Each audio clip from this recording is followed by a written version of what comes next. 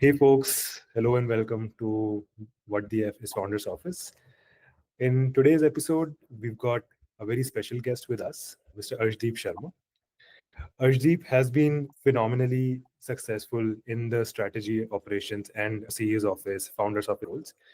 With over 10 years of experience, he has seen both working in an early stage company in a founder's office in a strategy and operations kind of a role, as well as worked in larger setups where there are more systems in place. And that's where the conversation that we're going to have is going to revolve around. Because for folks who are aspiring to be in one of these roles, it becomes critical to understand the why of they want to actually pursue one of these roles. And I'm sure Arjdeep would like to double tap on that during our conversation. Our podcast, this is sixth episode, and been a great experience learning from folks like you how they've built their careers in this particular space. And I would like to hand it over to you to give a little bit of an intro about yourself to the audience, and then we can dive into the questions. Sure. Thanks, Rajit. Thanks for having me.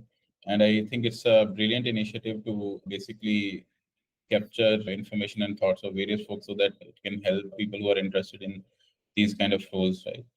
Quick introduction. So I'm an MBA graduate. I also hold a CFA charter. So I did my CFA, completed my CFA in 2016. Yeah, as you said, like most of my time has been spent on the kind of roles. So I started my career, like post MBA, I started my career with a boutique consulting firm. I was based out of Singapore for about 1.5 years. Then I moved back to India, tried my hand at a couple of startup ventures. One was like my own idea. The other one I joined as a part of the early team. Unfortunately, none of those succeeded. So after about a year, 13, 14 months, I joined back a corporate role. So I worked with EXL for about 3.5 years, and it was a dual role, chief of staff to the president and chief operating officer, and as well as part of the central strategy planning and analysis team. Post EXL, I moved to HGS. Again, role was quite similar to EXL, and industry was also very similar. Both EXL and HGS are in BPM slash analytics domain. Mhm. And both had like 30,000 plus folks during my stay there across both the companies. After spending out a couple of years at HGS, that's when I sort of moved into the startup domain. So I worked with Hivo Data for about 2.5 years, where I led the strategy and operations office. I also took care of analytics, investor relations, and also helped in leadership hiring across various roles. After spending about 2.5 years at Hivo Data, I moved to Amagi, where I currently am, where I'm again a part of the strategy and operations team. Got it. And you're currently working with Amagi. That's correct. Yeah. Perfect. And it's been a stellar career, star-studded career, graduating from one of the top B schools to working at, international, global, both consulting firms as well as firms in the retail side of things. I mean, if I were to just rewind a little bit, you have been in both strategic leadership at both high growth startups as well as working for renowned brands. When you're deciding what will be your next stint, how do you, is there a methodology that you follow? Is there a framework that you follow? Or is there a particular bias? Because now that you've seen both sides of the world, which one, how do you go about it is more the question. Yeah. I think the answer to bias question is probably straightforward. Yeah, I think after working in startups, my bias is towards startups primarily because of the pace and the speed at which you get to see the results, right? One is the pace of working, the other one is the pace at which you get to see the results, whether it's positive or negative, right? In terms of how I decide, I think there are two main sort of deciding factors. One is I try to look at what kind of problems the company is currently facing where I could help because I have a certain skill set and I have certain strengths. And if I can probably join the company at that stage and help turbocharge either their growth or help solve their efficiencies slash effectiveness problems, I think that's sort of my sweet spot. Mhm. So that is one. And secondly, I also try to look at how a stint at this role or at this company will help me in my long-term career growth, achieving my long-term goals. I think those are the two main criteria that I look at.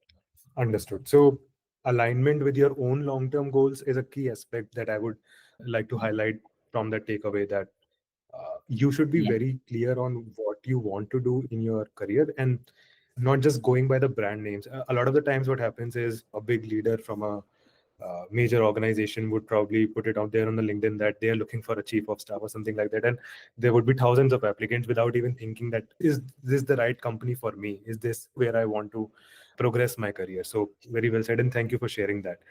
All right. So the next question would be more around what's one thing that you had to, because adaptability becomes a very crucial skill set whenever you're transitioning from one role to the other, be Right. it be it of a similar nature or across different kinds of organizations. So is there any learning and unlearning curve that you had to go through when you, let's say, you were at HGS and then from there you joined Evo Data, which was quite not as big an organization as HGS, of course.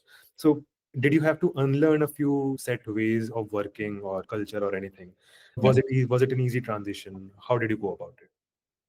So I think it was an easy transition per se, but I also wouldn't say that I had to unlearn a few things, because what I have fundamentally seen is the objectives of every organization are mostly similar.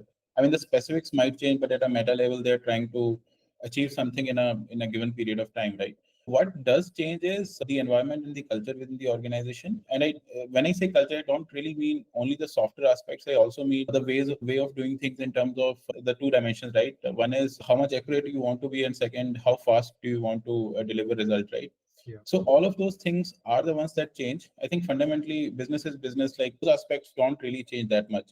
Now, like, how do you respond to those elements in the culture and environment is where I think the if I talk about, let's say, EXL, right, which was a 30,000 plus company, I mean 30,000 plus employee company, and Hivo Data, which was, I think, 200 people odd company. I would say the culture was quite similar because both were founder-driven organizations. I think there was a lot of focus on doing things fast, a lot of focus on innovating, like first principles thinking, solving problems.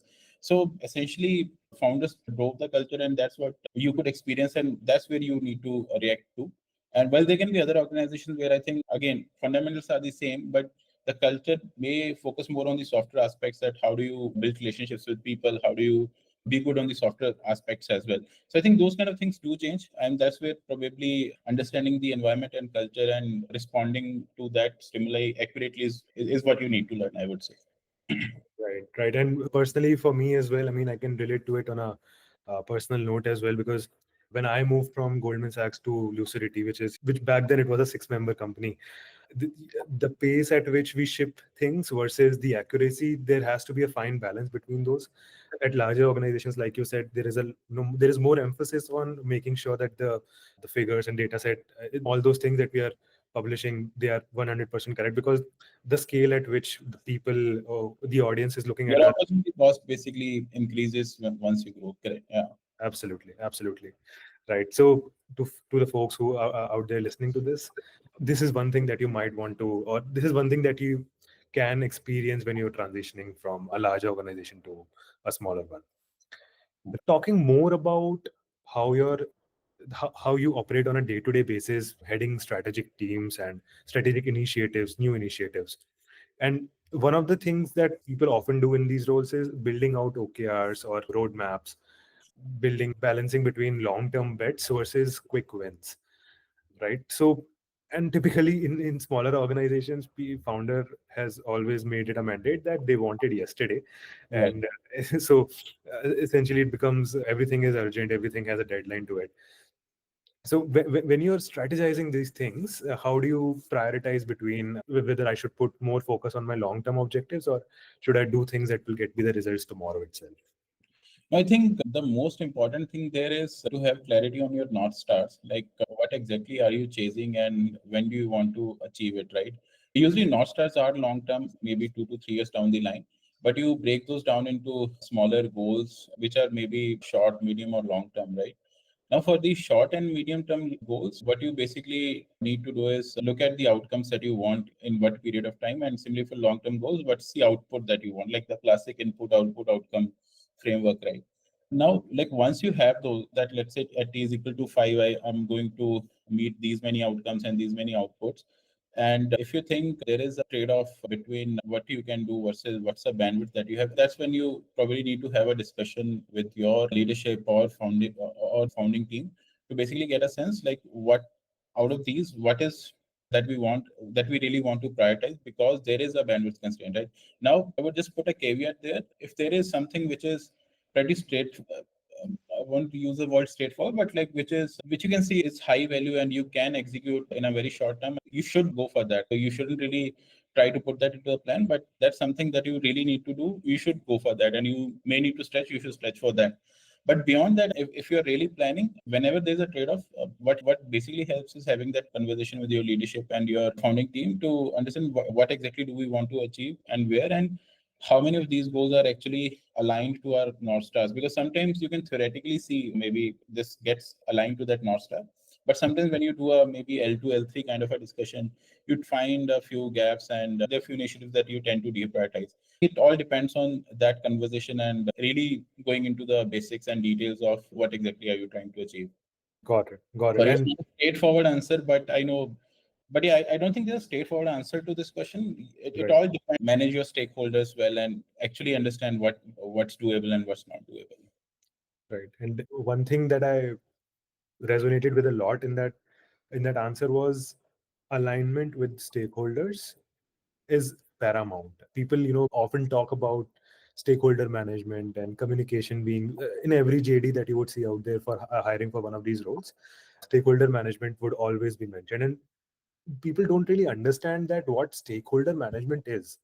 If you are not clearly communicating what your North Star metrics are, like you said, if you are not clear on those, if the leadership is not aligned with what you are thinking and how you are planning to go about it, it will all be a futile effort, and you will again have to come back to it few months down the line, scratching your head that this didn't work out because we were not very clear in what we wanted to achieve. So, Correct. one quick question before we dive into the rapid fire round. Now, rapid fire is something which we started recently, but before that, there is one interesting aspect in your profile that a lot of these folks who want to get started in founders office, generalist roles, they do consider going for an MBA. And because you've done an MBA from such a prestigious B school, what's your take? How has it helped you first? And if yes, then how has it helped you? Because I know there is no right or wrong answer when it comes to whether people should do an MBA. It's totally a personal choice. But from your own personal experience, if you can share 2 cents on that. Yeah. So I think the short answer to that is if you're interested in SNO or a founder's office kind of a role, I don't think not having an MBA is a deterrent, right? You can still be successful in that role. I think where MBA does help is it short circuits your learning curve. Basically, maybe what in a non-MBA situation, if it takes you maybe 3 or 4 months to learn something, if you have an MBA, it might take you a few weeks because for you, what is new is the industry and the business the organization is in, right? You'll already be exposed to all the business aspects, albeit theoretically, but you would still know, right? That, if somebody is using this term, what does it mean? And how can I relate to maybe some other term, right? So all those things are taken care of. So for me personally, that's where it helped because I had that context. And in fact, when I jumped into study roles, I already had a few years of experience, and that also helped me a lot. As I said, I don't think it's a deterrent. It's definitely a personal choice. And if you have it certainly helps, but again, not a deterrent. I think just the learning curve and ability to connect with things is something where you'll feel the difference. Got it. And there are some positive aspects to it, definitely. It helps you build your network. You'll identify so many potential leaders of tomorrow that you'll already be in touch with. And like you said, learning curves becomes all Correct. those jargons that we talk about in our quarterly business reviews and different all hands meeting. But those jargons you'll already be familiar with, but it's not a deal breaker, like you said. It's, Definitely. Fundamentally, again, like first principle thinking, ability to solve problems, stakeholder management, as we discussed, and probably integrity and ability to build trust in relationship with your founders and your leadership. I think those are the key elements that which help you in being a successful SNO professional or a founder's office. Absolutely. All right. So, how about we do this? We'll start with the rapid fire section. There will be 4 or 5 straightforward questions, and you can answer whatever comes to your mind first without thinking too much about it. Cool. So, the first one is because you've been a leader in strategy and operations roles, is there a framework that you've adopted that you swear by? Whenever you're stuck in a situation at job, you'll be going back to that framework time and again. I think there isn't one framework to be honest, but if I have to sort of look at a few things which definitely help you to get unstuck or to find inspiration. One would be a book by Ray Dalio called Principles. At a meta level, that's a really good book. It not just from strategy perspective, but also from a general in how do you operate professionally and personally. And secondly, which I think will be more helpful, especially in a startup environment, is Empathy by Frank Slutman. I think that's a very practical book. I got exposed to that through my ex boss, who was founder of Data. But I found it to be really practical, especially for startups. Like when you read through it, you feel like this is what I'm facing. And Frank, like who's CEO of like like ex-CEO of three large companies, gives you some practical solutions on how you can go about in such a situation. So I think those two would be the ones that I would recommend. Again, not frameworks per se, but Hmm. generally to build your understanding and mental models on how to deal with situations. Sure. Perfect. Perfect. Moving on to the next rapid fire question. One of the hardest decisions that you've made in your, not just in SNO career, but in your career overall. I mean, uh, if it is more aligned with the SNO, then yes. But overall, wherever you felt that this was one of the hardest decisions. I think generally in these kind of roles, one of the hardest decision is when you have to rationalize folks. I had to face that a couple of times, but on a large scale at EXL, where we were trying to rationalize costs, and we had to sort of look at how many levels or how many roles we could rationalize. So I think that's generally the hardest decision that you face in your career. Absolutely. Okay, so let's say there's a person who we'll call him person A, and he wants to go into a founder's office role. He's cleared all the interviews, but now he's evaluating the startup from his own lens. Is there any red flag that you would want to highlight, that you would want to suggest to that person, that watch out for this before you join this company? So from a career perspective, I would say look at attrition. I'm not saying having attrition is always bad, but try to investigate why it has happened. That definitely gives you a lot of clues around how the organization is performing, not just from business point of view, also from cultural point of view. So I think that's something that I would probably advise you to. Got it. Got it. Okay. One habit or ritual that you've seen that has worked really well across high performing teams. Is there any common trait or ritual that you've seen? I think transparency and pace of communication, I would say, Hmm. being able to be transparent, being able to communicate both good and bad things, right? Because it's easier to communicate good things, it's bad. It's not that easy to communicate bad things. Yeah, so I think that's the most powerful trait. I mean, assuming that we have already accounted for the skill set that is required to be successful in such a team that we covered earlier, right? So yeah. Yeah. Got it. Got it. Okay. Last one. I know you've already dabbled with entrepreneurship and your own business before. Is that something that you would like to do again in the future sometime? Be a founder again? So to be honest, I'm not fully sure yet. So at the moment, I don't think so. But like in future, maybe yes. Got it. And any particular space that you thought about it? Is it fintech or something?